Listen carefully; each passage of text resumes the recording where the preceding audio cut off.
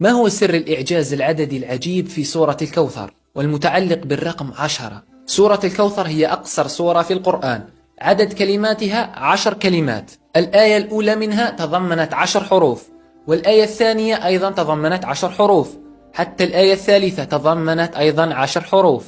أكثر الحروف تكرارا في هذه السورة هو حرف الألف، وقد تكرر فيها 10 مرات. الحروف التي ورد كل واحد منها مرة واحدة في سورة الكوثر عددها 10. جميع آيات السورة ختمت بحرف الراء، وترتيبه الهجائي بين الحروف هو 10. وسور القرآن التي تنتهي بحرف الراء عددها 10، آخرها سورة الكوثر. فما هي حقيقة الرقم 10 داخل السورة؟